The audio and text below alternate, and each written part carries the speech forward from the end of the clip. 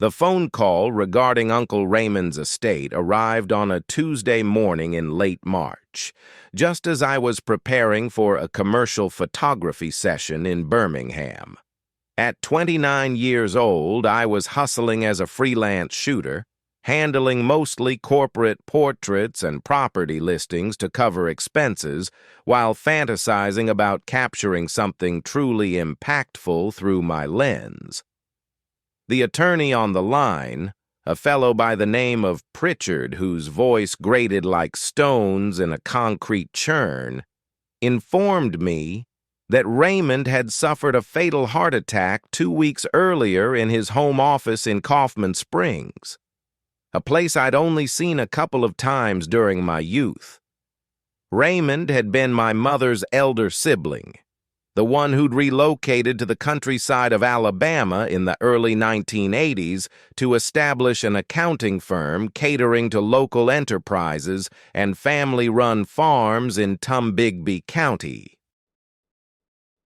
He'd stayed single, skipped most family events, and appeared perfectly satisfied with his subdued routine of balancing ledgers for cotton growers and supply shops. 3 years back, when Mom lost her battle with cancer, Raymond had forwarded some flowers but skipped the memorial service altogether. That marked our final interaction until Pritchard's message revealed I was Raymond's only beneficiary. The journey from Birmingham lasted 4 hours, traversing terrain that grew wilder by the mile, the highway dissolving into narrower state routes, then slim county lanes flanked by towering pines and solitary Baptist chapels amid open pastures. Kaufman Springs emerged abruptly after a curve, boasting a population of 680 on a weathered green marker pocked with gunshot scars. The central strip featured perhaps 24 structures, with about half abandoned and boarded up tight. There was a Dollar General, a hybrid filling station and mini-mart, plus a eatery named Martha's that hadn't seen a refresh since 1975. Raymond's residence lay 3 miles beyond the town limits, along a dirt path twisting amid dense groves of pine and oak. It was a simple single-story dwelling, painted white with green-trimmed windows, encircled by azalea shrubs that had sprawled unchecked and unruly. The key waited exactly as Pritchard described, hidden beneath a clay frog near the entry porch. Stepping inside, the space exuded meticulous tidiness, the hallmark of a dedicated unmarried bookkeeper. Surfaces spotless, belongings precisely arranged, periodicals aligned flawlessly atop the end table. Toward the rear, the office occupied a repurposed sleeping quarters, with custom shelving along 3 sides and a sturdy oak workstation positioned toward the pane overlooking the tree line. Along the remaining walls stood 6 hefty cabinets of dull gray metal, each tagged with time spans stretching to 1982. As Pritchard had noted, I'd have to retain Raymond's professional documents for 7 years to comply with IRS rules. But older materials were mine to handle freely. What immediately stood out were the 3 cabinets fitted with fresh, robust combo mechanisms, starkly mismatched against the decades-old units that must have dated back 40 years. I devoted the initial hour to rifling through the desk compartments, uncovering standard stationery, outdated tax forms, and private documents. That's when I discovered a compact leather notebook wedged in the lowest drawer, concealed behind a pack of stationery. The cover bore no timestamps, yet flipping it open, I instantly knew Raymond's meticulous script. The opening note dated to 6 months earlier. "They're getting nervous. 3 members of the Preservation Committee came to the office today asking about the old files. Told them everything was secure. They do not know about the copies. The Preservation Committee. I'd spotted that phrase on a placard while entering the area, noting their gatherings on the third Thursday each month at the municipal building. As I continued, Raymond's notes grew steadily more uneasy in the ensuing weeks. He described discovering his office entrance ajar despite his certainty of securing it. He detailed late-night rings where silence greeted his pickup, no voice on the other end. 2 weeks prior to his passing, this particular entry appeared. Should anything befall me, Michael must learn the reality behind the foundations of this community. The proof resides in cabinets D, E, and F. The locks use birth dates as codes. Mother's for D, father's for E, and mine for F. My fingers trembled as I approached the file cabinets. I entered Mother's birthday on cabinet D, and the mechanism snapped unlocked. Within lay stacks of manila envelopes, scores of them, each marked by a surname: Morrison, Caldwell, Brennan, Hughes, Patterson. I extracted the Morrison envelope. It held duplicates of checks, all issued from 1985 through 1987, drawn on an entity named Tomb Bigby Development Corporation. The sums differed, ranging from a low of $30,000 to a high of $75,000. Every check bore a notation. Quote 1, I examined additional envelopes. All revealed comparable paperwork. Payments to households during the mid-1980s, all issued by that identical corporation. All featuring slight tweaks on the same note regarding relocation and silence. Yet it was the scribbled annotations attached via paperclip to certain documents that sent a chill through my gut. The Morrison envelope included a remark. Quote, 2. The Caldwell. 1 noted. Quote 3. Using father's birth date. I unlocked cabinet E. It housed what Raymond termed incident reports, all typed on a vintage machine, all recounting occurrences in a stark, impersonal tone that amplified their horror.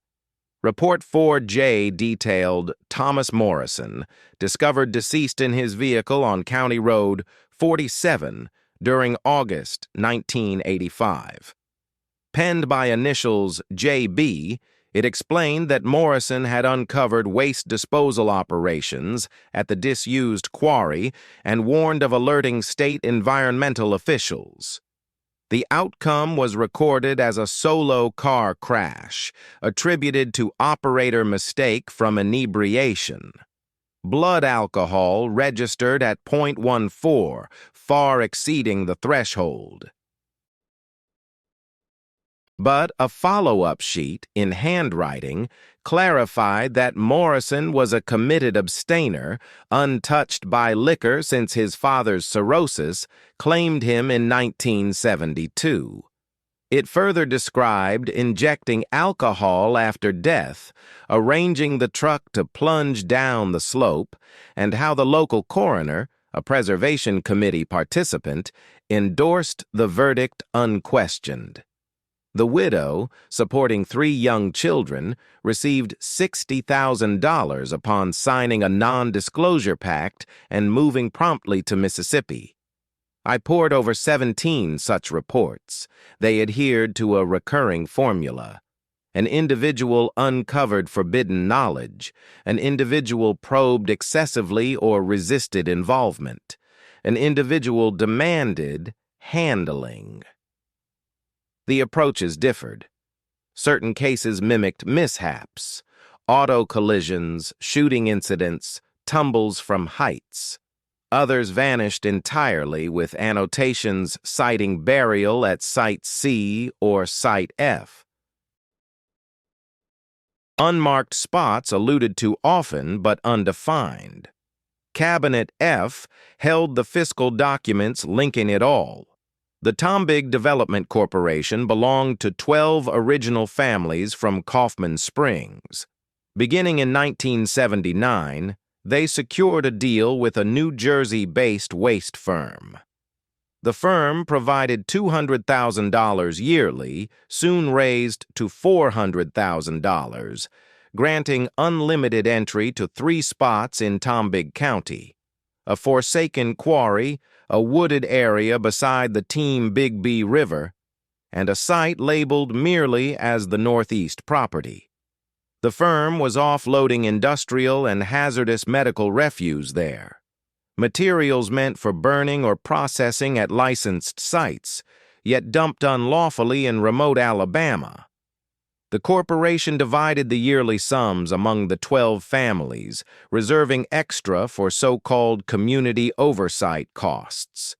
These covered bribes to the coroner, sheriff, 2 officers, the sole physician, and assorted authorities who either ignored the scheme or aided its continuation. Still, the operation demanded total discretion. When newcomers discovered the dump areas or locals grasped the truth and risked revelation, the Preservation Committee intervened. Raymond's files chronicled 23 people compensated and resettled from 1985 to 2003. 11 more, who balked at deals or posed excessive threats to silence, were, per the committee's phrasing, definitively addressed. I found myself on the floor in Raymond's office, knee-deep in paperwork and grappling with the revelations I'd uncovered, when the rumble of a truck engine echoed from the driveway. Peering out the window, I saw a white Ford F-250 pull up right behind my rental, effectively trapping it.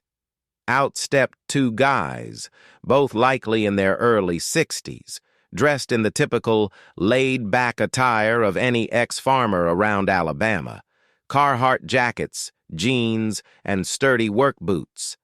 The bigger one, broad across the chest, sported a face etched like weathered hide. His companion was slimmer, almost skinny, with cropped gray hair in a military style. They bypassed knocking altogether. The front door creaked open, and the thud of their boots carried down the hall's wooden floors. I fumbled for my phone, but of course, no bars. Raymond's place was buried too far in the woods for decent cell coverage. I slammed shut drawer F in the cabinet, secured the lock, and rose just as the pair filled the doorway. The larger man broke the silence first, his tone oddly gentle for his build. Quote 4. I worked to keep my reply even. Quote 5.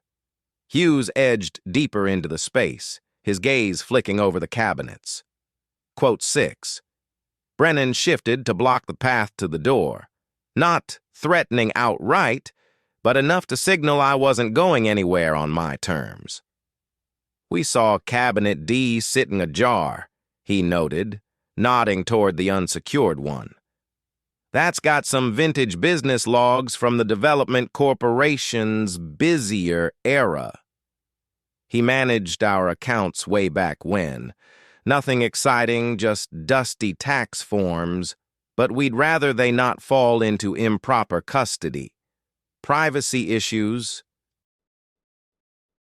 You get it? It hit me clear as day. They were fully aware of the contents and had shown up to ensure nothing escaped these walls. My pulse raced, yet I played it cool. Sure, no interest from me in ancient company papers. I only care about his personal taxes and statements. The rest can sit right here. You forced a grin, but it carried no real friendliness. Smart thinking, Michael. Still, we've been mulling it over, and it might simplify things if we just claim those specific files ourselves. Spare you the hassle. We could haul them off in no time. A quick job. If those documents vanished with them, any shot at unveiling the secrets of Kaufman Springs would evaporate. Yet I remembered the 11 lives lost in defiance of these guys and their committee. Meeting Brennan's eyes, then Hughes's, I sensed they were gauging me. Would I take a bribe and vanish, or become a problem to eliminate for good? That's when Raymond's antique desktop caught my eye on the desk, powered up with its screen casting a dim glow.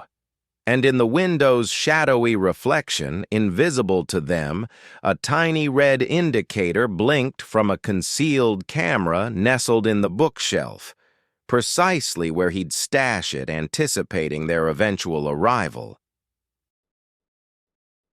I was 26 the first time I rolled into Willow Creek, a grad student from Auburn University researching my thesis on deserted churches and the legends that sprang up around them in the Deep South's countryside. My advisor, Dr. Carelli, recommended zeroing in on Alabama, given its abundance of such sites. Mostly Baptist or Methodist relics, crumbling after their flocks dwindled or moved to bigger spots. My focus wasn't the building's design, but the tales folks spun about them, how locals wove myths to account for the eerie vibe lingering long after abandonment. Willow Creek barely qualified as a town these days. The sign claimed 340 residents, but that felt optimistic. One lone thoroughfare sliced through the faded heart of it, flanked by brick facades that once held a feed shop, drugstore, and bank, all shuttered now, windows boarded tight. The sole spots with life were a hybrid gas pump and mini-mart, plus a pint-sized post office that seemed to keep abbreviated hours. I eased my Honda up to the pumps for a refill and to inquire about lodging options. The clerk at the counter appeared to be in her 60s, her gray hair tied back in a severe bun, with reading glasses dangling from a beaded necklace. She glanced up from her magazine as I entered the store. I noticed her eyes perform that familiar rural scan strangers often provoke, gauging if you're dangerous, bothersome, or merely transient. I offered a friendly smile and inquired about nearby motels or bed and breakfasts. She shook her head deliberately.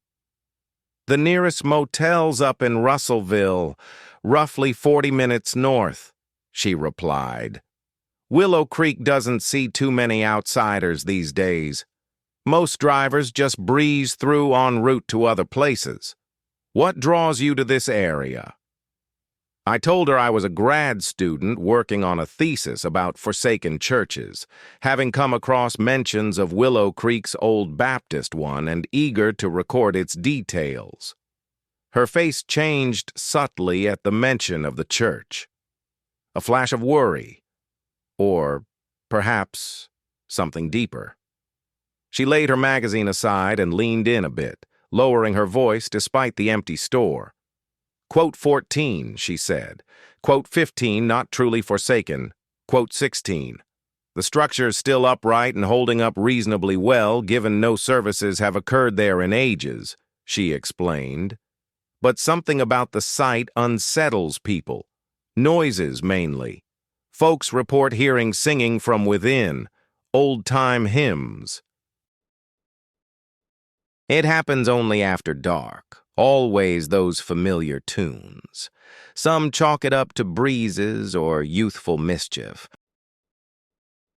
But I've experienced it personally, and it's neither. She provided directions to the church and introduced herself as Mrs. Patterson. She suggested that if I intended to linger there, I ought to consult Victoria, who operated the local historical society from her home and held more knowledge about Mount Zion than any other living soul. I expressed my thanks, picked up a bottle of water and some chips, and headed to the address she'd shared for Victoria. The residence was a modest, white-clapboard home featuring a screened porch and impeccably tended flower gardens. Victoria came to the door on my second knock, a slender woman in her early 70s with keen eyes and a reserved smile. After I introduced myself and outlined my project, she ushered me inside right away, looking somewhat eased by my interest in the church's past. Her living room doubled as an impromptu archive,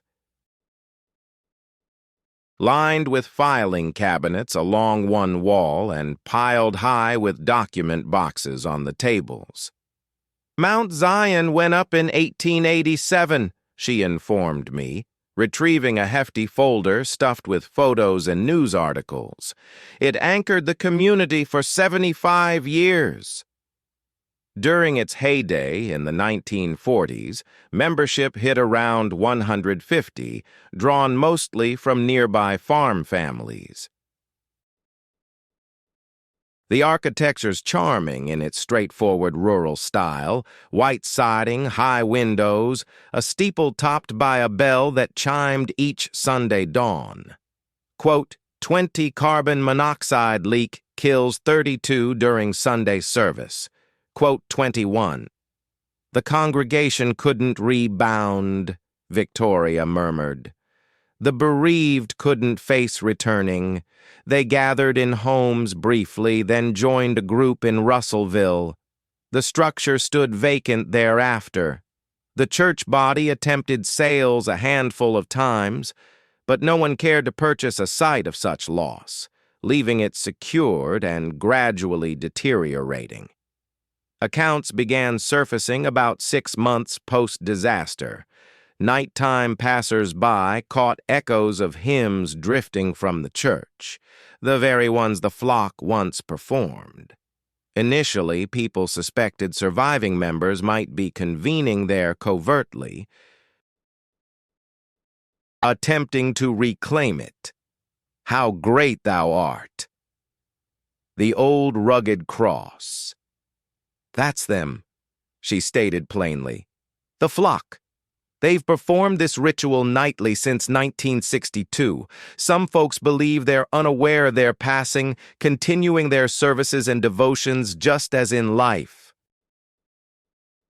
Others suspect it's their method of reaching out, conveying messages through the sole means they possess. Plenty have attempted it across the decades. Paranormal investigators, psychical experts, even researchers from a Tennessee university. Each captured precisely what you did. Ethereal hymns from non-existent sources. Yet none unraveled the mystery. In time, they departed empty-handed. The chapel guards its enigmas well. Quote 30. You do not belong here. This is our time. Please go. Kuhn County. Hunters. You're the land surveyor, aren't you? The one out at the Wiregrass spot? We've been watching over things, checking that you were safe.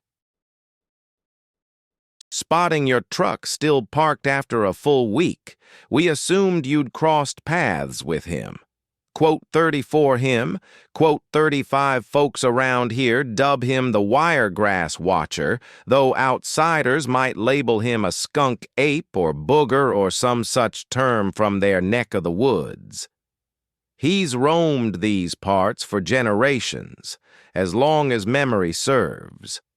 My granddad pursued him back in the 1940s. Dad glimpsed him on 2 occasions during the 1970s, and I've followed his trail for 3 decades now. We've never managed a solid opportunity to fire.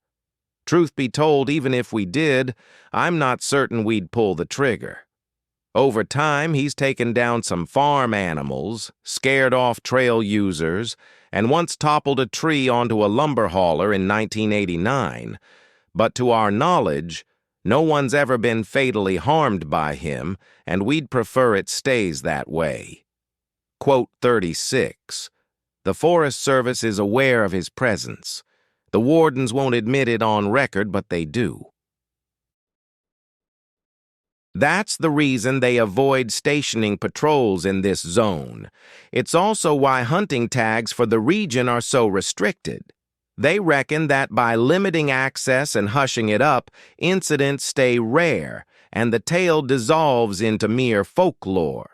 Still, every couple of years, an outsider like yourself arrives unaware of the lore, and he takes an interest, probes to assess if you're dangerous.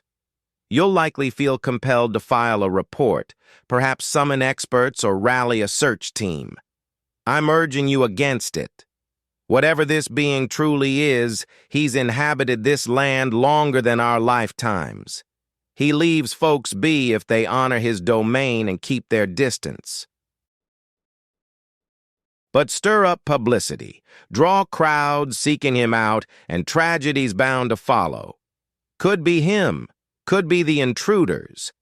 But lives will be lost, all for the sake of confirming a truth folks instinctively recognize. He's granting you passage, allowing you to depart from his domain. Don't return. Our guests are a niche group, folks whose loved ones can afford experimental options beyond insurance basics. They've often cycled through conventional therapy with no luck, dealing with severe mood issues, panic conditions, personality challenges, addictions. We deliver a full-spectrum program blending meds with sophisticated behavior-shaping methods. Results are outstanding. Most wrap up in 6 to 8 weeks and hold steady afterward. Curious about their edge over failed standard treatments, I probed further. Patricia offered her rehearsed smile, the one signaling she'd fielded this query plenty. We're unbound by old-school psych restrictions. Dr. Harrison, our founder, developed 1970s breakthroughs like aversion paired with deep therapy sessions, drug-assisted care, and our environmental redesign strategy. We engineer settings that render harmful habits impossible while embedding positive ones into every part of their stay. Madison, you're on board to perform tasks, not challenge processes honed across 4 decades. If that setup doesn't sit well, maybe this role isn't for you. I let the matter rest, though it gnawed at my mind relentlessly. Access to the basement came solely via a secured entrance in the office zone, needing a swipe card I didn't possess. I'd never witnessed anyone being taken down there, nor coming back up. Still, the records confirmed these visits occurred 3 or 4 times weekly for every resident, invariably on the graveyard shift, outside my usual hours. I began signing up for overnights, swapping with colleagues to coincide with those basement appointments. It was 3 weeks until I caught a glimpse. Near 2 a.m., Patricia arrived with a pair of unfamiliar attendants to fetch Robert. They stayed composed and efficient, informing him it was protocol time, and he complied without protest. From the nurse's desk, I observed as they guided him past the offices to that sealed entry. After a 10-minute wait, I devised a reason to pass through there, claiming I needed items from the adjacent storage. The basement portal was thick metal, stark and utilitarian, clashing with Riverside's polished overall look. I leaned close and caught faint noises seeping through despite the barrier. Machines humming, steady voices conversing, and beneath that, a persistent hum that could pass for a person's utterance, though warped beyond recognition. The activity persisted around 45 minutes. Then Patricia and the attendants escorted Robert back. He moved independently, showed no bodily harm, but his stare carried that far-away, foggy haze common to the others, as if a vital spark inside had been dimmed. I turned to probing Riverside's past, spending free time sifting public documents and vintage news clippings at the Huntsville Library. The center launched in 1979, led by Dr. Philip Harrison, a mind specialist with experience in public asylums through the 1960s and into the 1970s. Contemporary reports highlighted his divisive tactics, pushing hardline aversion methods that the broader field had largely abandoned. As mental health awareness grew over the years, he encountered some examination from regulatory boards during the late 1970s, though the details remained unclear, and in the end, no real consequences followed. Instead, what surfaced were grievances from relatives posted on assorted online forums and rating platforms, phrased cautiously to steer clear of legal trouble, yet painting a uniform picture. Individuals who came back from Riverside were profoundly altered at their core. Not restored, but emptied inside. Relatives portrayed their family members as obedient and operational,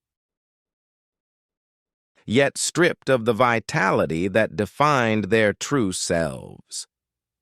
A mother recounted her daughter's experience with bipolar disorder treatment, where after spending 2 months at Riverside, she returned home and ceased laughing entirely, displaying no rage, delight, or unprompted warmth.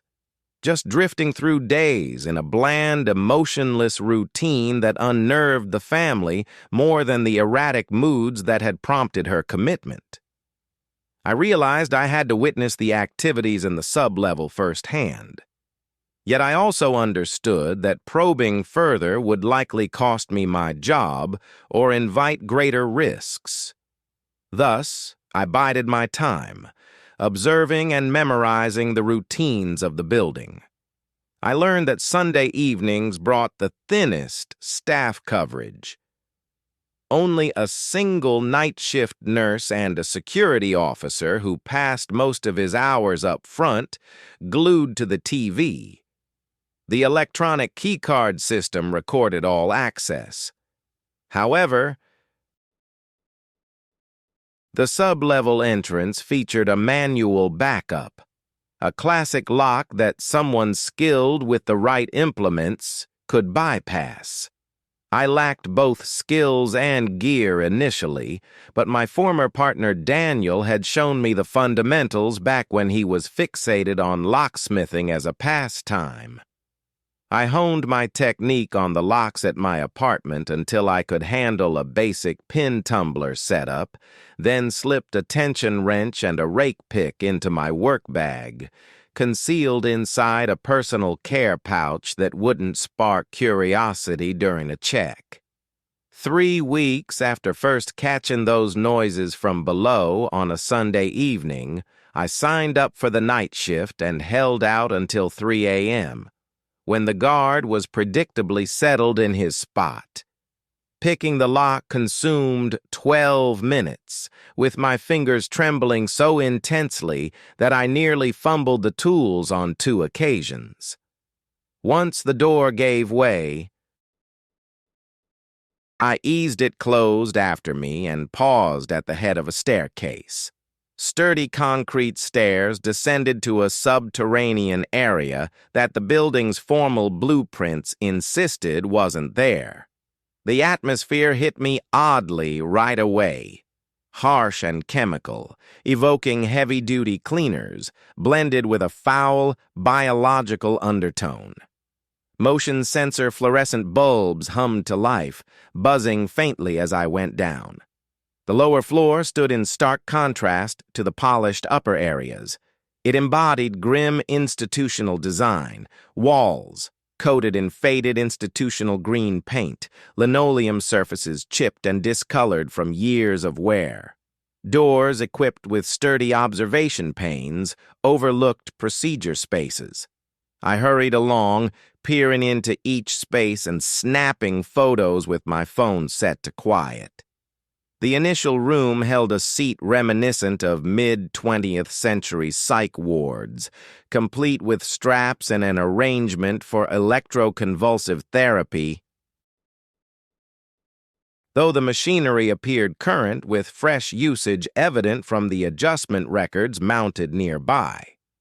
The next space featured gear for sensory isolation, including float tanks and consoles to monitor heart rates and neural patterns. The third area turned my stomach. It resembled a surgical suite, centered on an operating slab and tools labeled for transcranial magnetic stimulation, but altered in unfamiliar manners, with intensity levels exceeding safe medical standards. Plus, there were records, spanning decades, stored in a secured filing unit that I forced ajar using a nearby fire extinguisher. These papers chronicled every case handled in this hidden section since 1979. The methods outlined were meticulously technical. Blends of electroconvulsive treatments, isolation techniques, drug therapies involving substances outlawed for mental health applications by the 1980s, and TMS dialed to intensities linked to lasting brain alterations. The objective, as articulated, involved reshaping personalities, eradicating disruptive habits via what the reports termed forceful reconfiguration of neural roots. Put plainly, they were performing lobotomies, not with scalpels, but through tech that scorched away the brain regions fueling traits their relatives deemed problematic. The high effectiveness they promoted held truth. Discharges from Riverside emerged subdued and even-keeled because their wiring no longer supported the feelings or drives that had rendered them challenging. They weren't mended. They were impaired in a manner that mimicked recovery to relatives craving fixes. I captured images of it all. The accessible documents, the devices, the procedure guides. That's when I caught footfalls echoing from the steps overhead. Patricia's tone drifted down, steady and tinged with regret. "Madison, I know you're there. We have to discuss this." I dashed around, searching for an alternative way out, and spotted a loading dock entrance at the rear of the basement level, featuring a large overhead door equipped with a hand-operated latch. I yanked the latch, and the door slammed upward with a resounding bang that reverberated across the area. Sprinting over the property toward the lot where vehicles were parked, I jumped into my vehicle and headed directly for the FBI office in Huntsville. Pulling up there at 5 a.m. equipped with 200 images stored on my cell phone and a tale that must have seemed utterly unbelievable. After 6 weeks of probing, authorities finally conducted a raid on Riverside. Dr. Harrison Patricia, along with 4 additional employees, ended up in custody. The center was closed for good. 17 ex-residents were confirmed as sufferers of unauthorized treatments that inflicted lasting damage to their nervous systems. Legal payouts from the suits remain unsettled. I've left the field of mental health support entirely. Experiencing what went on at Riverside under the guise of therapy made it impossible to continue. Yet, I occasionally ponder how many similar operations lurk in remote spots, offering false hopes to frantic relatives while inflicting ruin on those they're supposed to aid. I was 33 at the time of those events, employed as a long-distance driver hauling freight across the southeastern states, primarily vehicle components from factories in Tennessee to hubs in Mobile and Birmingham. It provided reliable income, and I appreciated the isolation it offered. The manner in which one could immerse in the steady pulse of the interstate and the superficial chatter at fuel stations, limited to talk of climate and road delays. For 6 years, I'd navigated those paths repeatedly, familiar with each pull-off and backway, able to recommend eateries with solid brews or warn against those risking illness. The evening in question fell on a Thursday during October, one of those sharp autumn nights when chill sets in swiftly after dusk. I was traversing Route 80 via the Black Belt area, that expanse of grassland and woodlands slicing through Alabama's heartland, where settlements are scarce and nightfall between them feels total. Throughout the evening, my navigation device had been malfunctioning, rerouting inexplicably, displaying paths that didn't align with reality, only to readjust. I chalked it up to a technical hiccup, perhaps requiring an upgrade. And since I knew the terrain intimately, I didn't rely on it much.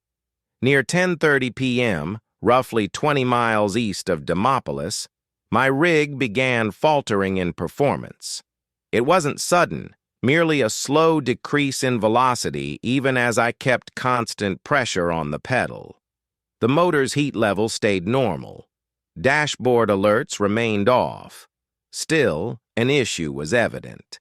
I guided it to a broad verge on the roadside and shut down the power plant, remaining in the shadowed driver's area, puzzling over the occurrence. Restarting worked without trouble. However, shifting into drive and attempting to merge back onto the main road brought the identical problem. A drain in power, as if hauling double the cargo's mass. I fetched my light and circled the vehicle on foot, inspecting for clear faults like deflated wheels or snagged cables or any potential culprits. All appeared in order, cargo fastened properly, wheels intact, no visible defects. That's when the branch path caught my eye. A rough, slim trail veering from the roadway around 50 yards rearward from my stop. I'd covered this stretch countless times without ever registering its presence.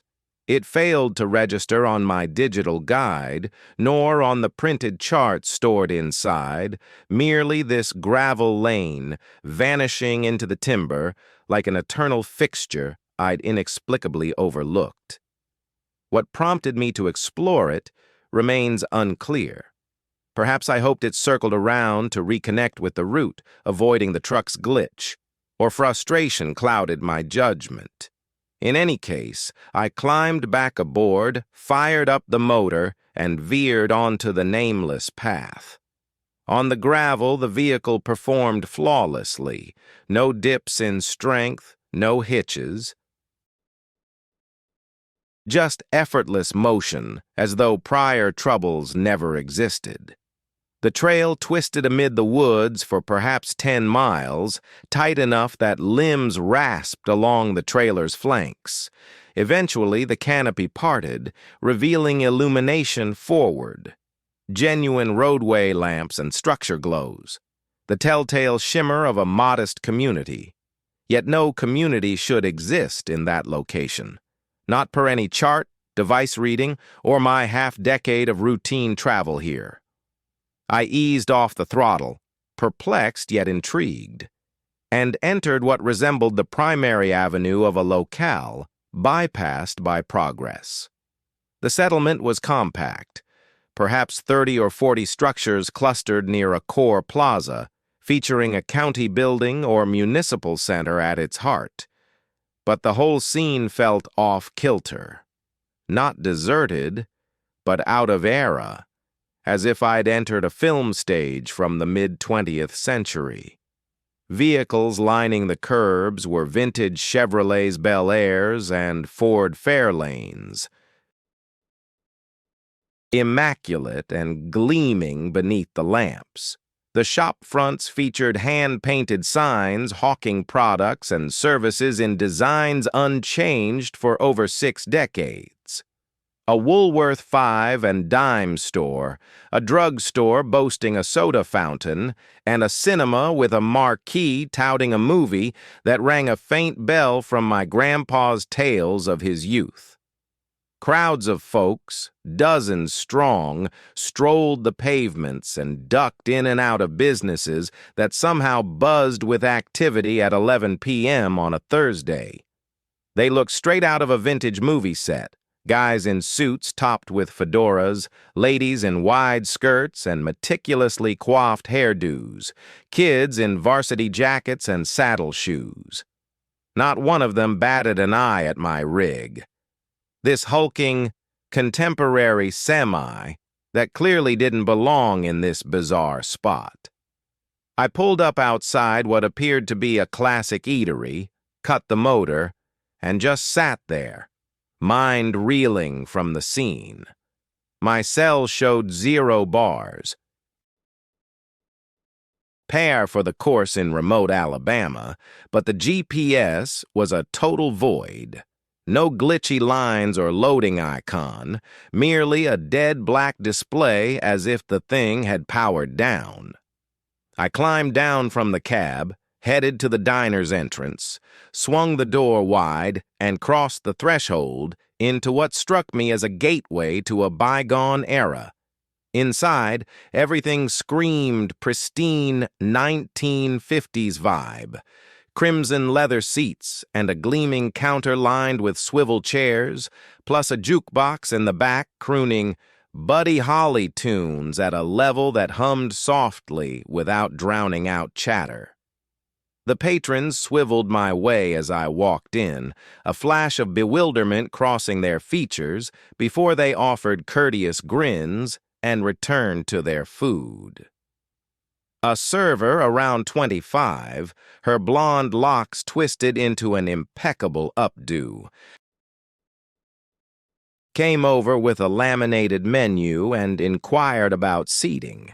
I explained I was only traveling through and asked for the precise location.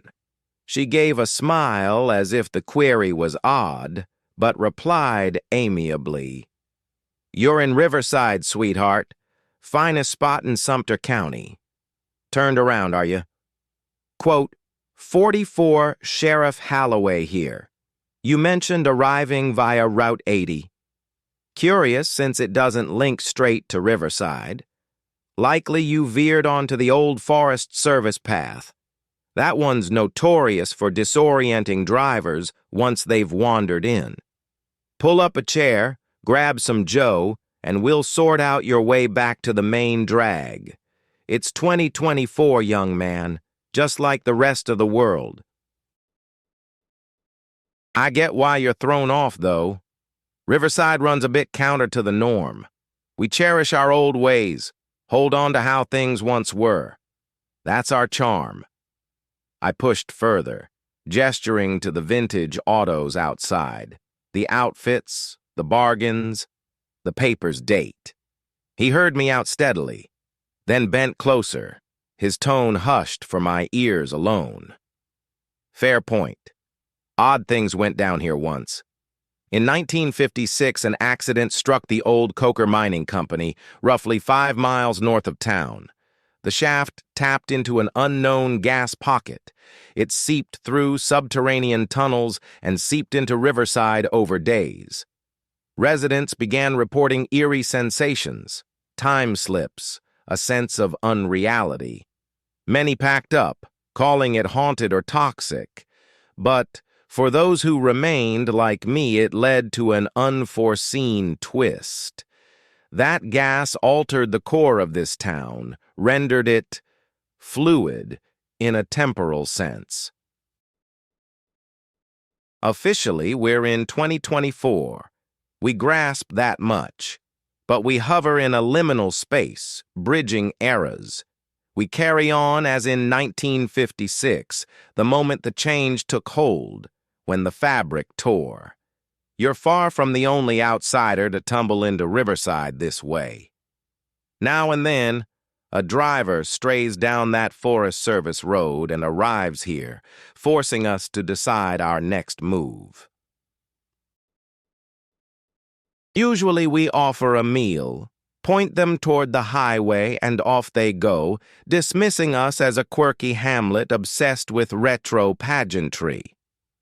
They share tales of the odd spot they discovered with their buddies, but no one buys the story or gives it a second thought.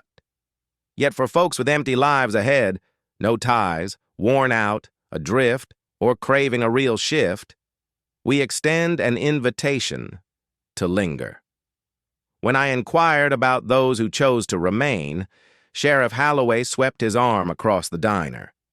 They integrate into Riverside's fabric, adapting to this limbo between eras, thriving in the haven we've built. It's far from flawless, and repercussions do follow. We grow old at a standard pace. Births and deaths unfold here as they do elsewhere.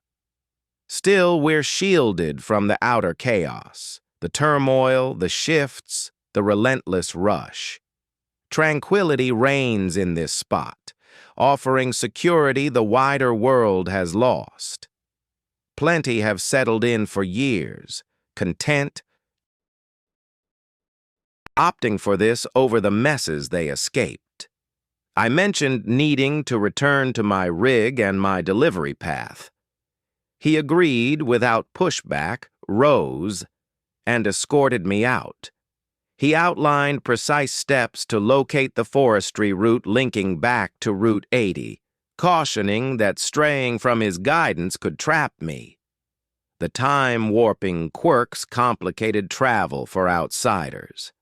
I expressed gratitude, climbed into my truck, and stuck to his route to the letter. Exiting dragged on longer than entering, and as the highway neared, an eerie drag built up, as if the atmosphere grew dense, resisting my advance. At last, Route 80 appeared, its ordinary pavement, glowing signs and distance markers, and I eased onto it, reeling with vertigo and confusion. My GPS snapped to life right away, pinpointing my spot and plotting the path anew, as if no detour had occurred. I finished the haul to Mobile the following day, then devoted 3 days scouring for that branch road. I patrolled Route 80 both ways, stopping at every pullout, scrutinizing each nameless exit. Zilch. Riverside's access had vanished, or perhaps it never held a fixed presence, merely a portal swinging open and shut by mysterious logic. I dug into records on Riverside in Sumter County, the Coker Mining Company. Once a settlement of 340 souls, it was deserted in 1958 following a mine disaster. The accounts aligned with Sheriff Halloway's account. The gas surge, the bizarre impacts, the panicked flight. Yet documents insisted the place emptied out by 1959, with all residents gone. I continue hauling along Route 80 whenever routes pull me that way. I keep scanning for the hidden turn, uncertain what I'd do if it reappeared. Now and then I ponder the sheriff's proposition, ditching the grind of today's existence for a haven locked in gentler days. But I realize simplicity is an illusion. Every decision carries weight, and realms suspended in time aren't for those still tied to a progressing reality. Riverside lingers out there, perhaps in all corners, or none at all. a community erased from charts, but not fully faded from existence. At 28, the dossier hit my desk at the Alabama Department of Insurance, a plain folder packed with a trend that had evaded notice for 3 years. As a fraud sleuth, I typically hunted phony car crashes and exaggerated damage reports, the routine swindles that drain billions from insurers without fanfare. This one stood apart from the start, as I flipped it open to the marked actuarial summary. 7 fatalities by drowning across 12 years, all in a 5-mile segment of the Coosa River by Lockhart Springs, a hamlet of around 600 nestled in central Alabama's wooded hills, where the water flows broad and languid. At first glance, the incident seemed isolated, spaced over various years, striking diverse people. A Georgia visitor in 2009, a Tennessee executive in 2012, a Mississippi pair in 2015, plus 2 additional travelers from afar in 2018 and 2021. However, the stats review uncovered a chilling link. Each of the 7 had secured life insurance no more than 18 months before passing. Each had hired boats from the identical rental service, Coosa River Adventures, and every death certificate bore the signature of one coroner, Dr. Eugene Whitfield, Lockhart's sole doctor. My boss, Janet, a 20-year veteran of insurance scams, tasked me with an initial probe. She figured it was a non-issue. In Alabama's backwoods, one physician often juggled all roles, from checkups to certifying deaths, and policyholders tended to be the prudent sort who boated safely with loved ones. The recurring incidents troubled her sufficiently that she dispatched me to the location to confer with the boat rental proprietor and examine the police reports for any signs pointing beyond mere chance. On a Tuesday morning in early May, I traveled to Lockhart Springs, heading south along Route 231 from Montgomery until it merged with a network of county roads twisting through pine woods and agricultural fields. The settlement emerged abruptly, a grouping of structures lining the river, featuring a primary thoroughfare that terminated at a boat ramp and the Coosa River Marina. Coosa River Adventures was housed in a time-worn wooden structure directly waterfront, complete with a pier where around 12 aluminum fishing vessels bobbed softly in the flow. The proprietor, Joshua Brennan, around 55, had weathered skin from sun exposure and a wiry frame shaped by years of hands-on labor. He greeted me cordially upon my introduction, as I outlined my role in pursuing insurance documents tied to river mishaps. His face tightened briefly at the mention of the fatal drownings, a hint of wariness or guardedness flashing across it before he regained his affable expression. "Awful misfortunes," he remarked, shaking his head.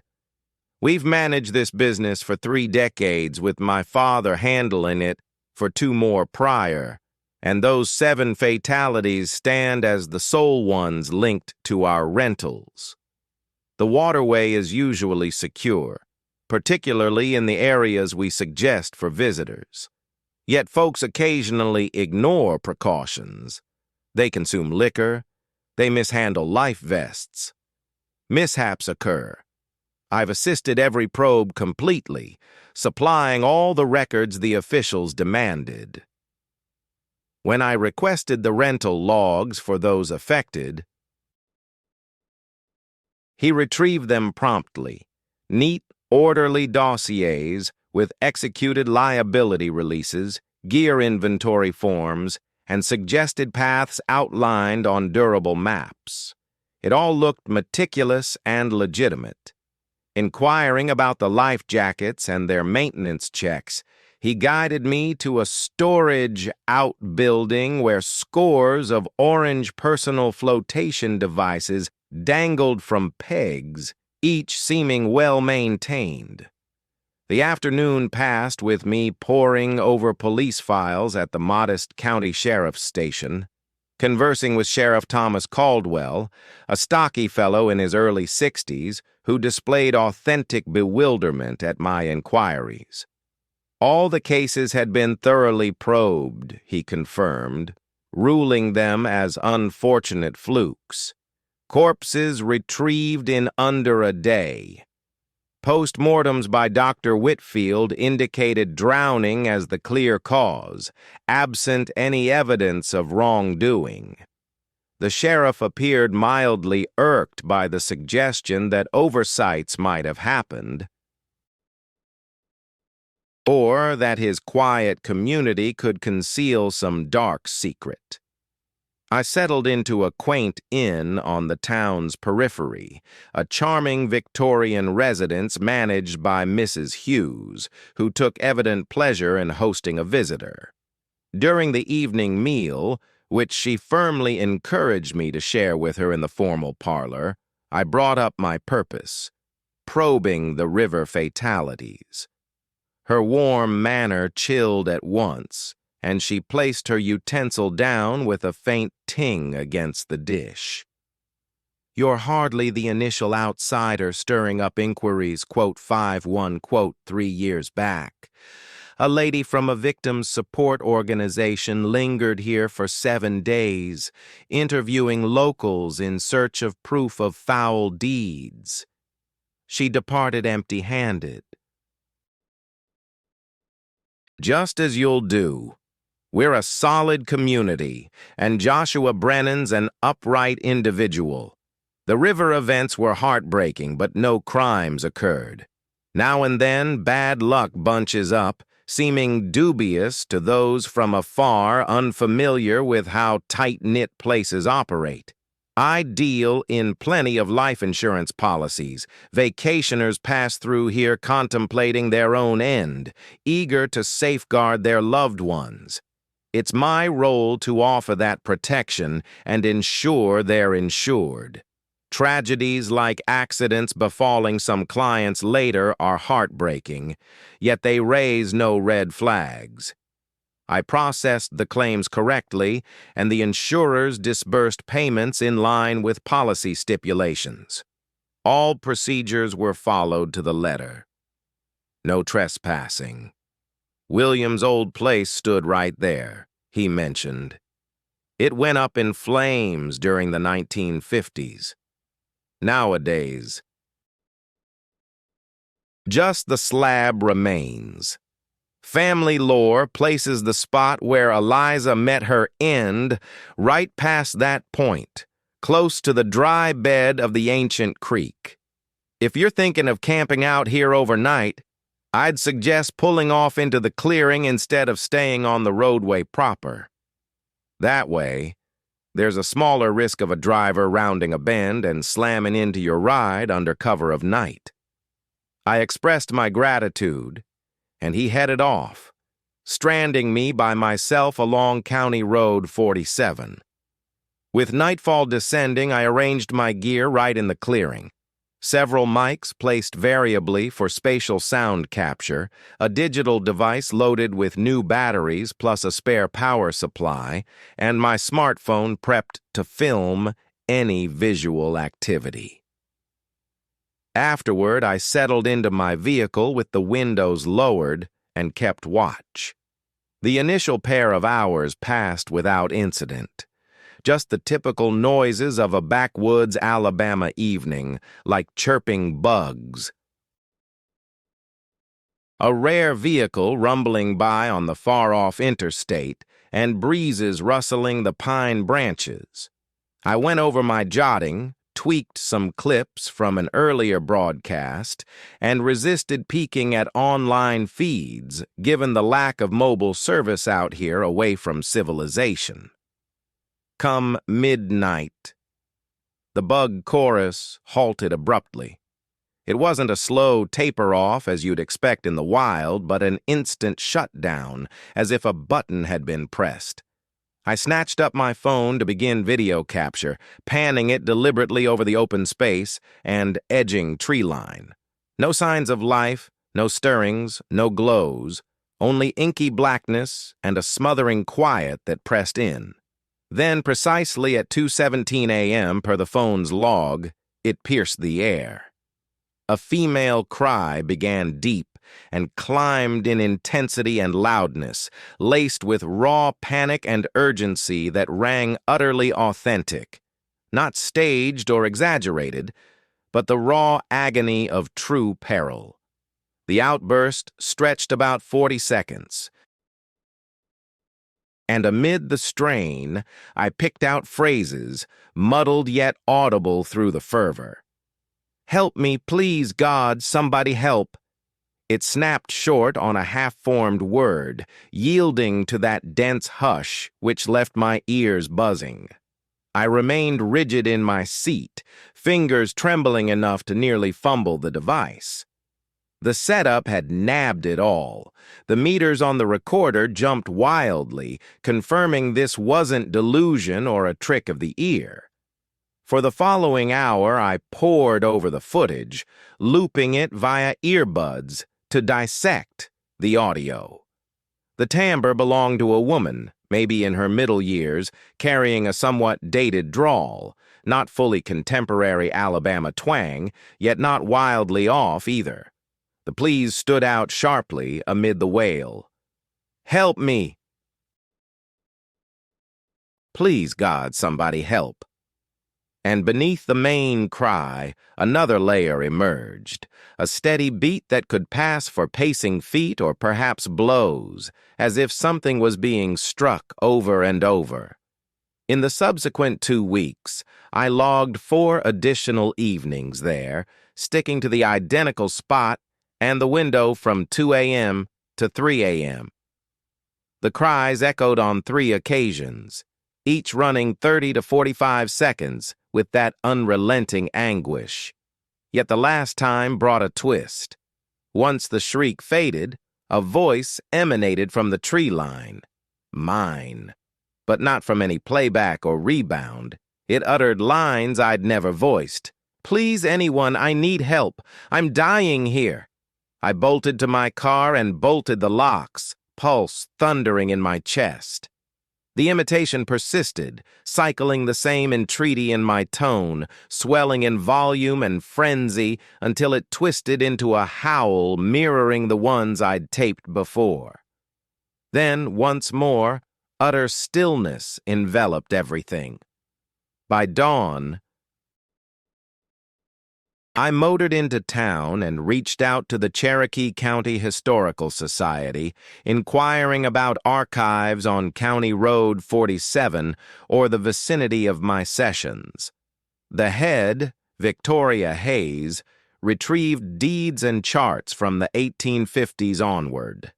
The files revealed that segment of pavement had witnessed numerous fatalities across 150 years. Beyond Eliza's slaying, there were no fewer than 6 verified losses. A fellow succumbing to the elements in 1891, a lady perishing in a wagon mishap in 1904, 3 souls lost in distinct auto wrecks from 1956 through 1989, and the latest, an unresolved disappearance in 2003 involving a trekker who evaporated along that route without trace. I queried whether the zone held any odd rock formations or natural traits that could account for sound oddities. Victoria explained the former creek path adjacent to the clearing had tied into a broader waterway network featuring subterranean passages and minor caverns. She suggested the terrain might generate an echoing phenomenon, trapping and rebroadcasting noises in a manner that mimicked the eerie but stemmed from tangible causes. That said, it failed to account for the road mimicking my speech with phrases I'd never uttered. I hauled the files to a sound specialist in Birmingham, who scrutinized them using top-tier tools. His findings were deeply unsettling. The audio clips turned out to be authentic, without any signs of fabrication or editing. The female voice came through sharply, with background sounds matching an open-air environment. Yet my own voice, the one following her cries, exhibited impossible sound characteristics. Spectral analysis and cross-checks against my podcast samples confirmed it belonged to me, but it appeared to originate from several places at once, as if I were positioned in 4 separate areas of the woods simultaneously. I reached out to the Cherokee County Sheriff's Department and shared the screams with them. Their reactions shifted from doubt to unease, and eventually to reluctant acceptance. Deputy Andrew Morris explained that 5 years prior, they'd scanned that road segment using ground-penetrating radar as part of the 2003 disappearance investigation. The scan revealed irregularities suggesting human bones at 6 spots within half a mile of my recording site. Due to limited funds and no solid grounds for digging, they hadn't pursued it, though they kept detailed records on the zone, marking it for its past significance. I released a podcast detailing the ordeal, featuring the clips along with cautions about their intensity. It shattered my previous download records, and soon after, the Cherokee County Commission approved budget for digs at those radar-detected points. Excavators unearthed 6 groups of skeletal remains. DNA testing linked 3 to long-missing individuals from different eras. One matched the 2003 hiker, another, a woman, gone since 1977, and the third, a man vanished in 1989. The remaining 3 were too deteriorated for genetic matching, but experts in forensic anthropology dated them to the late 19th or early 20th century.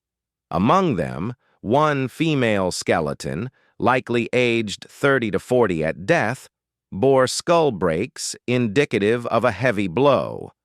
While the medical examiner couldn't confirm homicide outright, the damage pointed to a brutal attack. Those cries along County Road 47 persist. Since my episode dropped, I've gotten countless messages from residents and travelers who've encountered them. The noises remain identical, striking between 2 and 3 a.m., confined to that same half-mile path. Now, though, accounts mention extra voices, not only hers but others as well, all begging for aid, all laced with terror and urgency. It's as if the road has etched the agony of every soul lost there, replaying their last instance like an indelible echo. I steer clear of County Road 47 these days. What I captured suffices. Still, those voices linger in my thoughts, hinting that certain spots might store echoes beyond our grasp. Anguish could etch into the land itself, reverberating across the years.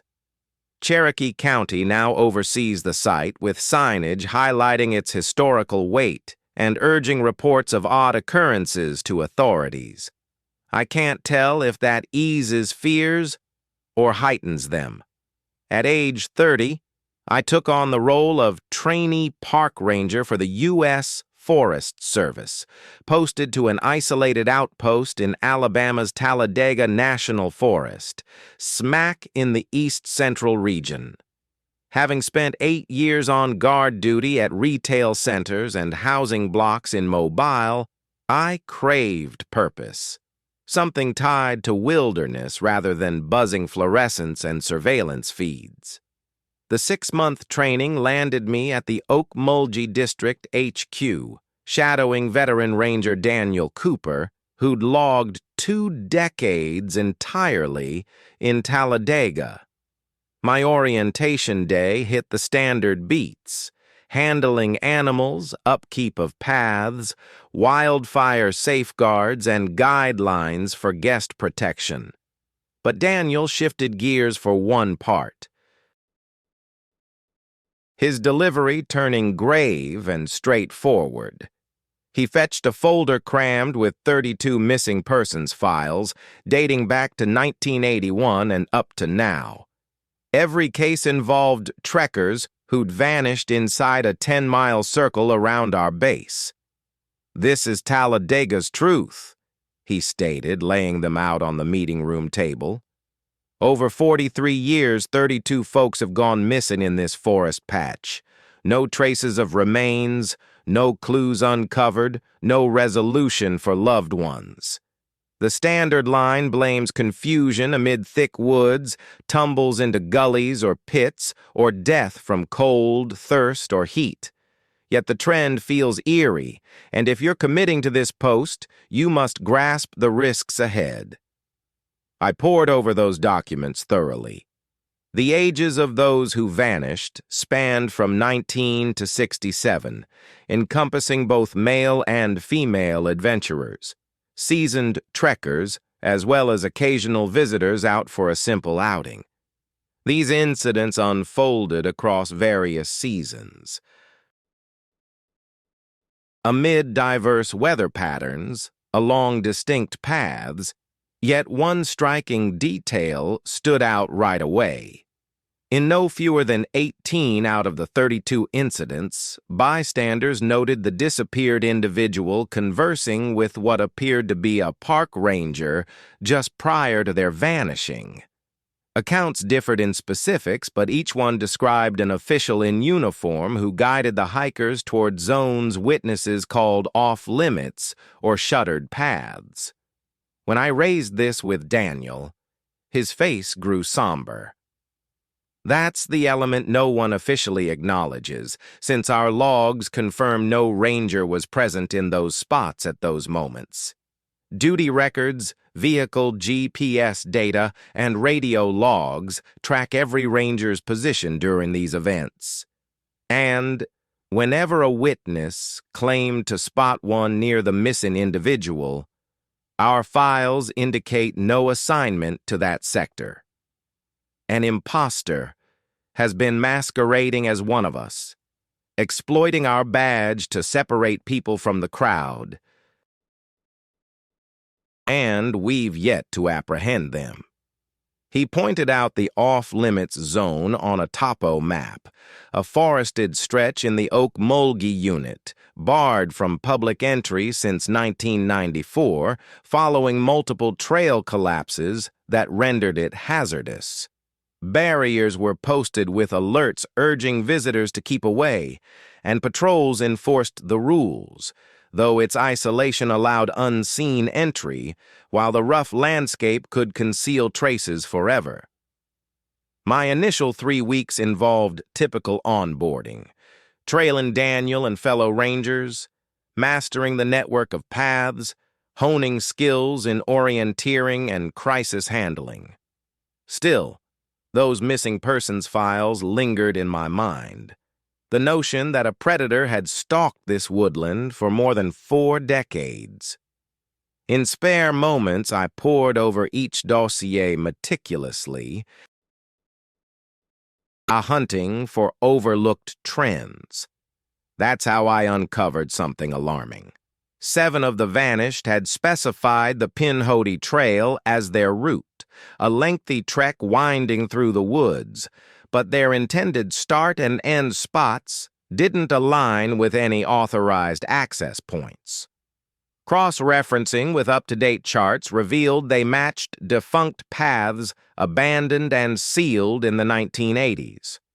Evidently, outdated directions were being fed to hikers, steering them into secluded, exposed spots. I shared my findings with Daniel, and he validated my hunch. For years, we've realized someone is disseminating bogus trail details, whether via phony online sources or directly at lots and starting points. Yet we've never nabbed them red-handed. We've ramped up surveillance, erected caution notices, and installed discreet surveillance at vulnerable sites. Zilch. The culprit is clever, methodical, and deeply versed in Forest Service procedures. At the 6-week mark of my orientation, I got my debut independent assignment, a standard inspection of path upkeep and camping adherence in a portion of the Oakme unit, roughly 3 miles from the barred section. It fell on a Wednesday in October with temperate conditions and minimal visitors anticipated. I took my designated ride, a white Chevy Silverado bearing Forest Service insignia, to the trail's beginning and launched the patrol near 9 a.m. The opening couple of hours passed uneventfully. I inspected signage, noted some soil displacement requiring fixes, and chatted briefly with a pair on a short excursion. They seemed amiable, equipped properly, and stuck to the designated route without trouble. By about 11:30 a.m., I arrived at a fork where the primary path met an antiquated maintenance lane, sealed by a barrier and labeled as prohibited. The barrier stood ajar. The securing chain lay severed on the dirt, sliced neatly by what looked like heavy-duty shears. I contacted base via radio about the breach and received orders to probe, but avoid venturing solo into the forbidden zone. Reinforcements were 45 minutes out, so I was to hold position at the split and record any emerging figures. I stationed my vehicle and headed to the barrier on foot, scanning for fresh footprints or clues to the chain's cutter. That's when I spotted the duplicate truck, tucked roughly 100 yards along the disused lane and screened by a cluster of evergreens. It mirrored mine exactly. A white Chevy Silverado with Forest Service emblems, identical make and year, right down to the rear gear carrier. I initially assumed a colleague was on the scene ahead, but a radio check showed no other vehicles registered nearby. I moved forward warily, announcing my presence.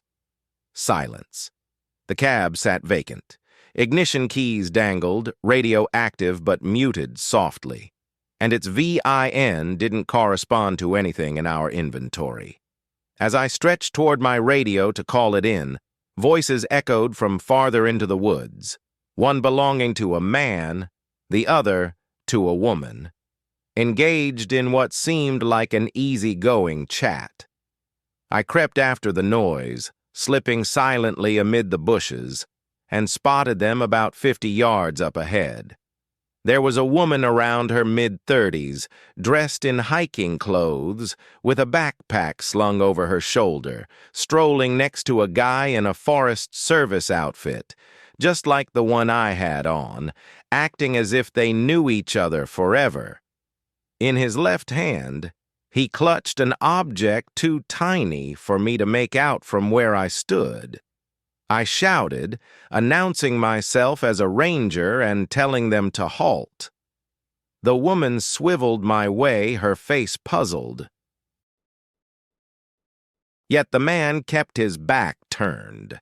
He seized her arm and quickened his pace, dragging her further into the no-go zone.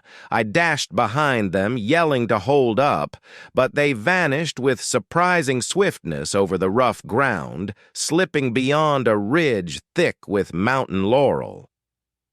By the time I got to that ridge, they'd vanished completely.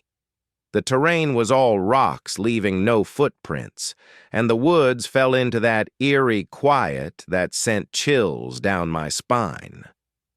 I immediately contacted dispatch for reinforcements and started combing the spot methodically, hunting for any clue of their path. That's when I stumbled on a cabin so cleverly tucked among the trees that I nearly missed it altogether. The building looked weathered but cared for, complete with a generator housed in a nearby outbuilding and a trail running to a root cellar dug right into the slope. The cabin's entrance wasn't locked. Stepping in, I encountered gear that chilled me to the core. Forest Service uniforms dangling from pegs, no fewer than 5 full outfits in assorted sizes, radios, badges, keys for vehicles, everything required to pass as a real ranger without a hitch. Then, in the sleeping quarters, there were organized files chronicling the missing individuals. Not the full 32, but 18 cases, complete with snapshots, belongings, driver's licenses, and meticulous records on their targeting and separation. The root cellar proved even more horrifying. I won't go into the grim details of what lay there, but it solidly proved that at minimum 18 lives had ended violently, their bodies handled right on those grounds. I summoned every officer we had and locked down the site, holding position for 40 minutes until support rolled in, including a SWAT unit and FBI specialists. The fellow I'd glimpsed was nowhere during the sweep, though his pickup remained parked exactly where I'd left it. The lady who'd been with him turned up 2 miles off, dazed with a blow to the head, yet still breathing. She explained to the authorities that he'd come up to her at the trail start that day, flashing his ranger credentials and warning that the primary path was shut down over a bear alert. He'd volunteered to lead her on a detour, and she'd gone along, relying on his badge and position. The probe revealed ties between the cabin's proprietor and 18 out of the 32 vanishings. He went by Marcus Whitley, 68 years old, once a Forest Service worker booted in 1979 over misconduct. He'd kept up his old duds and tools, kept posing as an active ranger, and exploited that role to draw in targets to the forbidden section across 4 decades. He was intimately familiar with the shift patterns, radio procedures, weak points in patrols, and oversight gaps. He'd prowled those woods longer than nearly all the serving rangers today had even drawn breath. They nabbed Marcus 3 days on at a filling station 90 miles distant. He'd been gearing up to shift to another woodland, already eyeing spots in Tennessee. Under questioning, he owned up to 18 killings but insisted on more. Folks he'd hidden so deeply they'd stay lost forever. Searchers pulled 11 bodies from scattered sites around the land. 7 from the 32 missing cases are still open, and the team is convinced Marcus did those too, though he refuses to reveal the spots. The off-limits zone in Talladega is sealed off for good now, equipped with cameras and sensors. The Forest Service rolled out fresh rules for checking ranger authenticity, mandating that anyone in the woods verify badge IDs via official lines before trailing one into remote spots. After finishing my prep, I stuck it out in Talladega for another 2 years before moving to a new posting. Staying felt impossible, patrolling paths haunted by the truth of what occurred, aware that for 40 years a monster had donned the very same garb as me to slaughter those who believed he was there to protect them. Now and then, I reflect on the woman whose life I helped preserve, on how narrowly she escaped as the 19th, and on those 7 whose bodies eluded recovery, leaving kin in endless suspense for closure that might never arrive. Talladega stands as a stunning, timeless woodland brimming with vitality and mystery. Yet it guards shadows that could span lifetimes to expose fully, and others destined to stay buried in darkness. At 35 years old, I launched into the investigation that ultimately derailed my journalism career and put my life in serious jeopardy. For the previous 8 years, I'd been an investigative journalist at a regional newspaper of moderate size, focusing mainly on corruption in local government and environmental problems across northern Alabama. The lead arrived via an anonymous tipster who sent a hefty envelope to my workplace, sans return address, packed with financial statements, land titles, and a scribbled message. Dig into what became of Millbrook once the mine shut down. Few people question how the community endured when it ought to have faded away. Millbrook, home to roughly 1,200 residents in Limestone County, was the kind of place sustained entirely by one major employer, destined to disappear after that employer departed. The Hartwell Mining Company had run limestone quarries there since the 1940s, offering solid wages and bolstering the area's economy. But when the quarries shut in 1990, amid exhausted deposits and ecological worries, analysts forecasted that Millbrook would mirror countless other Alabama mining settlements. Swift drop in residents, shuttered shops, and ultimate desertion or merger with a nearby town. Yet that scenario never played out. Millbrook bounced back right away. Its population stayed level. Stores kept operating. The tax revenue proved robust enough to fund public services and repairs.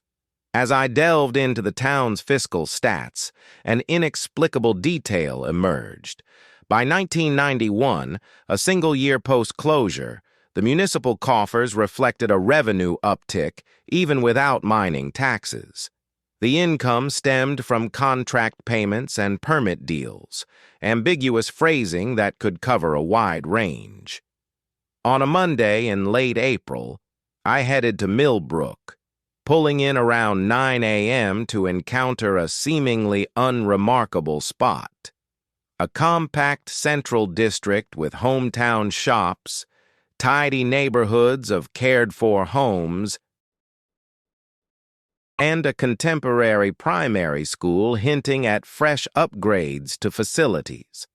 I kicked off at the municipal building, seeking open records on the post-1990 income surges that had kept the place afloat. The clerk, Natalie, in her mid-40s, handled my inquiry with brisk professionalism, though she noted it could require several days to assemble the files. In the interim, I chatted with residents, posing broad inquiries about the town's resilience after the mine's end.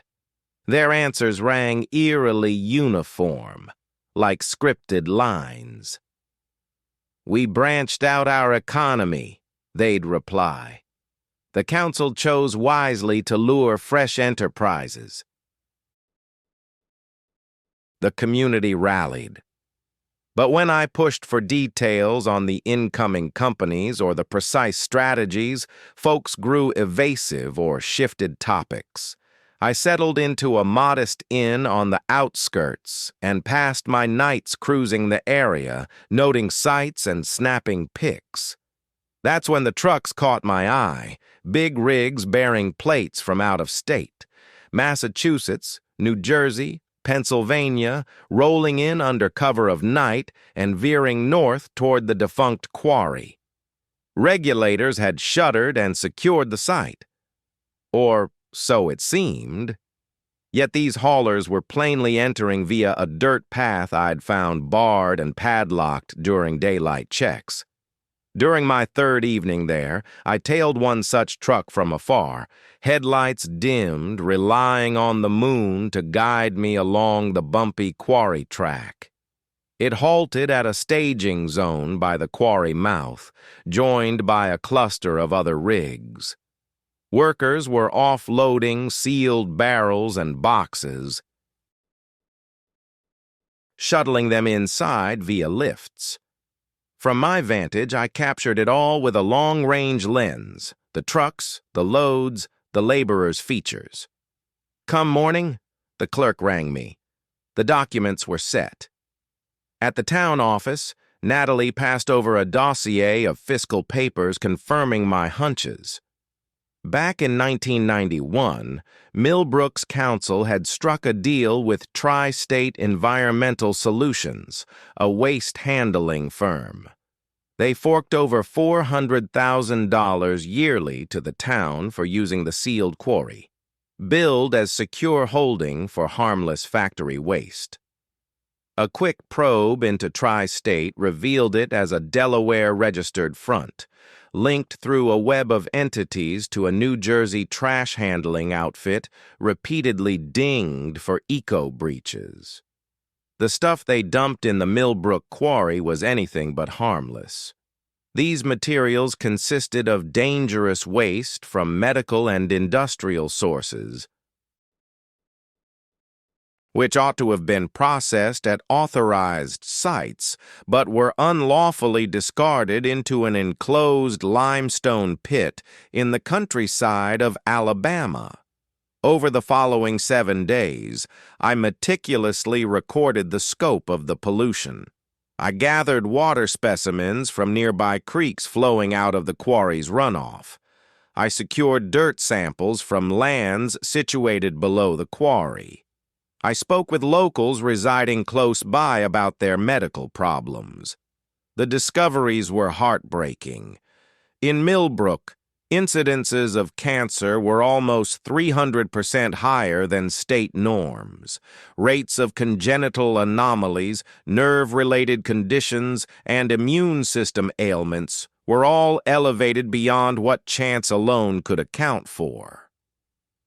I presented my proof to Dr. Andrew Chen, an expert in environmental toxicology at the University of Alabama, who examined the samples and verified the presence of industrial chemicals, toxic metals, and residues from medical waste at concentrations well beyond acceptable safety thresholds.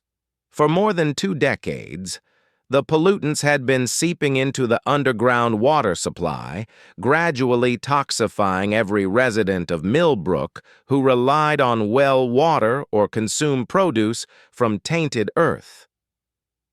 As I geared up to release my report, unexpected guests arrived at my lodging. 3 individuals dressed in formal attire introduced themselves as reps from Tri-State Environmental Solutions and expressed interest in chatting about my work. The primary speaker, Marcus, a figure resembling a company lawyer, spoke bluntly without remorse. "We're familiar with your probe, quote 61, and we're prepared to propose a payout to prevent publication. Our internal talk suggests $250,000 funneled via a consultancy agreement that preserves your career standing while acknowledging the delicacy of the matter." I declined, insisting I'd proceed with releasing the details and submitting proof to environmental agencies at state and national levels. Marcus acknowledged this with a nod, as if he'd foreseen it. That's regrettable, since you must grasp the risks involved. Millbrook depends on our deal with the local government. Ruin that, and you ruin the whole area. 1,200 folks could lose it all. Their properties devalued, the place shut down and cleared out. Is that truly your goal? Millbrook's residents have a right to learn they've been exposed to toxins, that kids are getting cancer because officials traded their well-being for cash. Quote, 64. You're in Unit 14 at the Millbrook Motor Lodge. Your vehicle's a 2009 Honda Accord. Plate number I won't recite. Your Huntsville residence is on the 3rd level of a building on University Drive. We track your home, your job, your routines, publish, and we'll drag you and your outlet through court until you're broke. If lawsuits fall short, remember, resource towns can be risky. Mishaps occur. That evening, while I ate at a nearby diner, intruders ransacked my room. They took my computer, spare drive, and the camera holding quarry images. Yet I'd foreseen trouble, backing up files to protected online storage and forwarding duplicates to my supervisor prior to facing Marcus. Come dawn, I gathered my things and headed straight to the FBI outpost in Birmingham, handing over the materials and describing the intimidation in full. It required 3 months for authorities to amass enough grounds for action. On July 28th, teams from the EPA, FBI, and Alabama Department of Environmental Management raided Millbrook. Warrants in hand for the quarry, municipal offices, and residences of 5 council members. Their haul surpassed my grimmest notes. The site held roughly 40,000 tons of toxic refuse, stored haphazardly and steadily contaminating aquifer water that supplied 3 local utilities. The spread reached past Millbrook, impacting lower-lying areas and sparking a health emergency demanding remediation costs in the hundreds of millions. 47 individuals faced charges tied to the operation, encompassing the mayor, every one of the 5 council members, the community's sole physician who concealed disease trends, and 18 staff from Tri-State Environmental Solutions. Corporate leaders drew accusations of organized crime, eco-violations, and plotting. Local leaders were implicated as willing partners, permitting the disposals for bribes that sustained Millbrook's economy across more than 20 years. The resulting medical disaster was overwhelming. More than 300 present and past residents of Millbrook were found to be victims of hazardous contamination, suffering from a spectrum of illnesses, including multiple forms of cancer and childhood developmental issues. The collective legal battle against Tri-State and its corporate overlords wrapped up with a $180 million payout, yet no sum could ever heal the lasting harm inflicted on those poisoned over so many years. As local authorities turned a blind eye, parts of Millbrook were cleared out, with homes nearest the quarry declared unfit for living. The area's inhabitants plummeted by almost 60% in just 2 years.